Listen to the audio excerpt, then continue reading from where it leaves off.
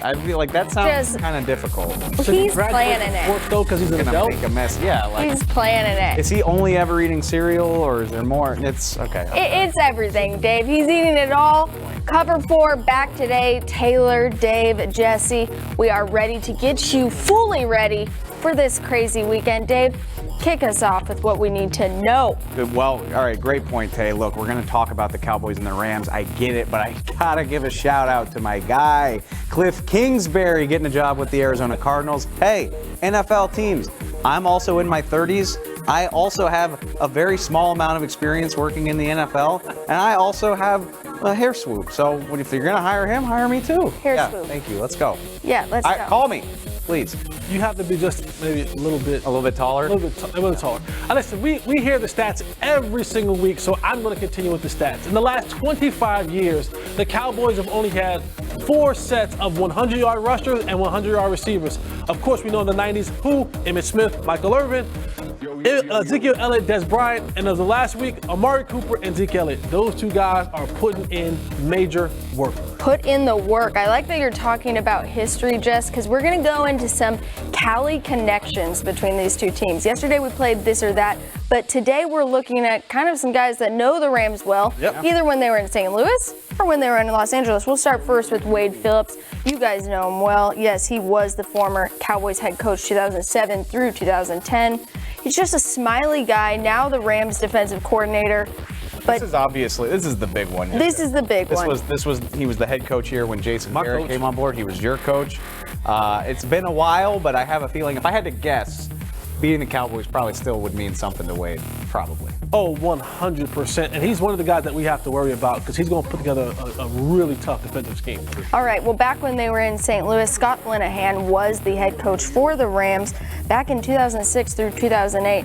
Now, we know that most Cowboys fans would not want to see this guy as a head coach, but he was for the Rams, and it might mean something to him as well. It's funny, like, I know the Rams just moved to LA, but I was surprised when I heard this just because, it feels like ancient history that the Rams were even in St. Louis. But it's true, and hey, talk about Wade Phillips, it probably means something to Scott Linehan too, to remind people that are left over there what he can do. This next one is my favorite. It's Joe Barry. He is the assistant head coach and linebackers coach for the Rams, but he is also Rod Marinelli's son-in-law. So family feud this week, Jess. You know that gets a little bit heated. A little pillow talk. You got to watch what you say to your lady later on the night because she might go back and tell Pops what happened, what's going on. So you got to make sure. Yeah, is blood thicker than water in this one? Football is family, guys. Football is family. NFL loves that little line. So true, though. Hudson Hack, who's back this year with the Cowboys, he was with the Rams all the way back in the 80s, y'all. 83 to 91.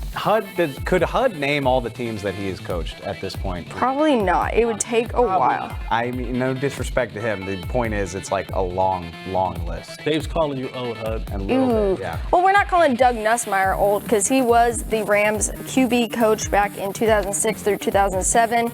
He's a young guy. He's with these young tight ends now here with the Cowboys. He's actually, and he's a close friend of Scott Linehan, so it makes sense that he worked with Scott when they were in St. Louis. Cowboys needed a tight ends coach. Makes sense to bring your friend back on board. Again, football's family. Relationships have a lot to do with it. Basically, what this means is this game means a lot to a lot of people. Yeah. But a lot of people want to win this football game for of course, to advance, but for personal bragging rights. For personal bragging rights, I know you guys thought that Wade Phillips was the biggest. Tavon Austin for me, baby. Tavon Austin, yes, a former first-round pick for the Rams traded during this year's draft. I think he's got the most personal bragging rights you could have for this game. Top 10 pick dealt on draft weekend. Yeah, I think he's probably feeling some type of way about it. You always want to show the team that dealt you away what they're missing. Always. It would be like Amari playing the Raiders right now. Yeah. It would be lit. So yes, Tavon Austin, we're looking at you. Dave, you're going to have to help us through this next segment because we are doing a little what he said, what he meant. I can do that. I can do down, Dave. Let's go. And big shout out to Caden Gates, who went all the way back to September. If you guys can even remember that. Long memory on that Caden Gates. Yeah, what are we in, week 28 now? But basically, we're looking at what Jerry said. So listen to this thought from September. I can see similarities. I can see talent similarities. I can see the quality of players similarities with a lot of their offense. Okay, the reason I said that is because I don't see it at all, and I don't know how much Cowboy fans see a similarity between the Rams and the Cowboys. That's why you're doing radio. That's why you're doing radio, and they're doing the coaching. Actually looks, Jerry maybe has some like fortune telling in this quote right here, because you saw the date. That was September 28th. That was almost a full month before I think the it was Cowboys. September 23rd or 28th. It was a full month before the Cowboys got Amari Cooper, is my point. Yeah. And so I'm still reluctant to compare the Cowboys offense to the Rams just based on this season alone, but it's certainly the similarities are a lot better now that you've got a receiver like Cooper in the We laughed at Jerry Jones hard when he made this statement. A headline drawing quote. Because at that time, the St. Louis Rams were literally like the greatest show on turf part 2. They were throwing the ball all over the field. You had Jared Goff, you had the receivers everywhere, you had Todd Gurley. They were the kind of the creme de la creme of the league. And we said, wait, what, Jerry? Who? They got to be 2 Ram teams. Cause he's going to pull this quote out if the Cowboys find a way to win this game. I guarantee you that. He's going to say, yeah, this is what I was We should. We will for our show. Yeah. We will do that for sure, Jerry. We'll make sure everyone knows that you were right. But someone who's retorting back to something they said 2 months ago is Troy Aikman. Yes, he caught up with Dak Prescott this week, and it seems a little bit more polite. Troy Aikman on the ticket said he texted Dak Prescott first postseason win of many after beating Seattle. I really believe that he's going to be the Cowboys quarterback for a long time, and he's going to find himself winning a lot of football games in January going forward. Yeah, this is a little bit different than what old Troy was preaching. A little bit of a backpedal? Jess, you're a receiver, not a cornerback. You do that pretty well, though. A lot of backpedaling with my boy Troy. Way nicer this time around, right? It's sort of, hey, first of all, it's a strong statement for a 3-time Super Bowl champ to say, I think you're going to win a lot of playoff games. Because to me, that means NFC championships, getting to Super Bowl. So first of all, high praise. Second of all, a little bit like Troy's like, hey, man, I know I said the whole organization needed an overhaul 2 months ago. My bad. You can stay. I got your back. Don't worry about it. Yeah, that was a nice little backpedal from Trick right there. But listen, it's a fluid game. Things happen, things change, people's minds change. So Troy Aikman, you're okay. Your mind can change. His mind's just changed. His mind's just changed, and maybe ours will too. When we come back, we'll be talking about Mr. Todd Gurley, the guy that got the first team All-Pro. But does he deserve it? I mean, he hasn't played since December. We'll get into that just coming up next.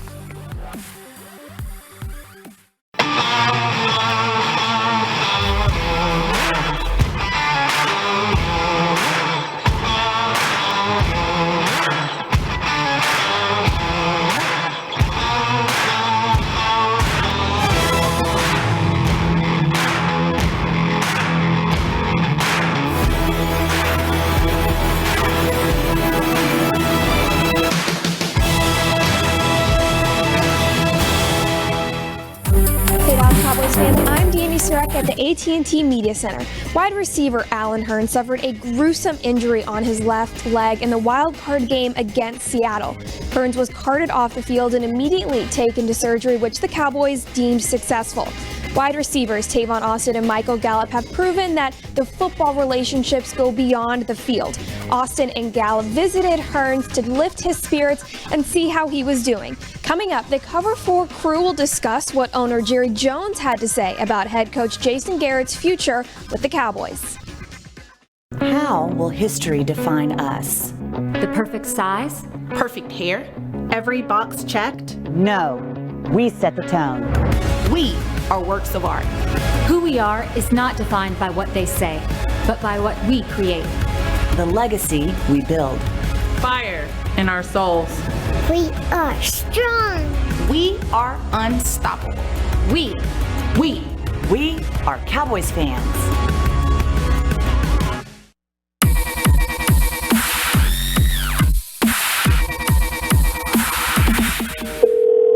Hey, are y'all looking at still doing something with Tavon? Okay. We'll do that. Tavon, Jerry Jones, you've got some things that we really are impressed with. Man, you just don't know how sad I am. I get a lot of weight off my shoulders now. Not everyone gets a second chance. A fresh start. I'm blessed to have that here. What I've been through, it only made me love the game more. So when that second chance comes, I will run with it.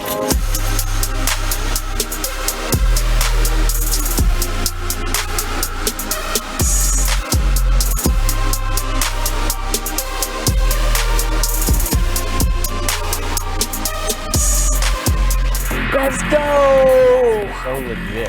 Hank Garrison with the tracks. Behind the curtain, it's killer tracks. Like it's not even like a band or anything, but they just sound so killer. Tavon's voice too. I mean, you don't hear it that frequently. So yeah, he's got a lot on the line this week. But we have some things to make you feel better right now. Top five reasons this is a good matchup for the Cowboys. And I'll start first. Take me through it. It's not going to be AT&T Stadium last week. It is going to be a weak home field advantage out there in LA. They don't have the same type of fan base that they once had. Am I right? Stephen Jones said it this week. They're still building a fan base. The Rams have been gone for 20 years. You know what they have out there, though? A boatload of Cowboys fans. And Jesse, you've been to training camp. We've been to training camp. The Cowboys are well represented out there. I think this is as good of an environment as you could ask as a road team.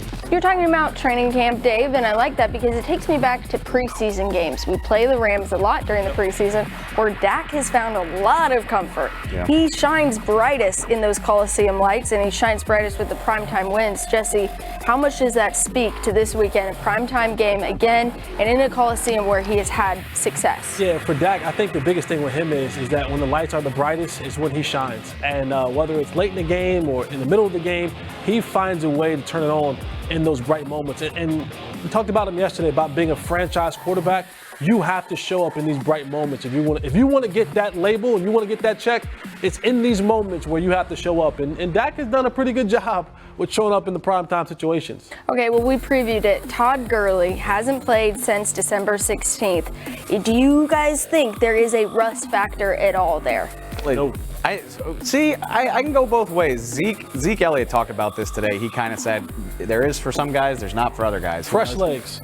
23, he's only carried the ball 23 times in the last month. You don't think that amounts to anything? Fresh legs. I hope you're wrong. How about that? What if I just say I hope you're wrong? Yeah, I hope I'm wrong too. I hope I'm wrong as well. But off the month, fresh legs, and now you go right into an atmosphere that makes you go from 0 to 100 real quick.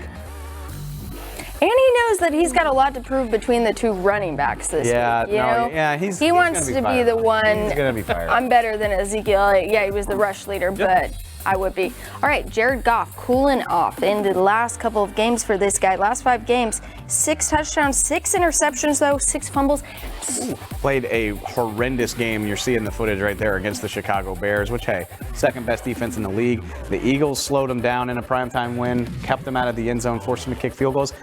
I don't want to disparage the opposing quarterback because I just have a history. Like when I do that, that's when the guy has the game of his life. But I don't think and when I say we, I mean the NFL in general, we haven't seen it from Goff the way we've seen it from Dak Prescott. Dak Prescott, 15 game-winning drives, 8 fourth-quarter comebacks. He's answered the bell a dozen times in his career. Has Jared Goff had to do that yet?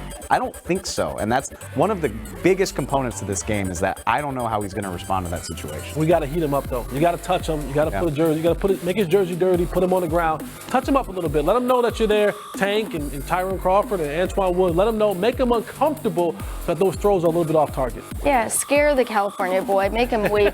Make him afraid of the hot boys. Well, lastly, number 1, to feel better about this, we're talking about the run game. The LA run defense, not strong. Yes, it is 32nd in the league in yards per game, 23rd in yards per game as well. So, Zeke, look at this. You want to eat with 2 spoons. You might have the opportunity this weekend. This is a favorable matchup. These guys like to get after the quarterback. The stats say their run defense hasn't been that good. I like this quote from Zach Martin today, though, where he's like, yeah, that's great. It doesn't mean anything if you don't go out and execute. I mean, you don't just... It's not as easy as just lining up and running for 5 yards. You still got to play well, and it's going to be on them to do that. And just to play devil's advocate, when you look at stats like this and you remember what the St. Louis Rams are as a team, they're a Los Angeles Rams. We're remembering Los that. Angeles Rams, who they are as a team. It's hard to remember. High value passing team. A lot of times early in the year, for the most part of the year, 12, 13 games, they were beating people by 21 points. So you had to spend a lot of time passing the ball, the opposing team, to catch up.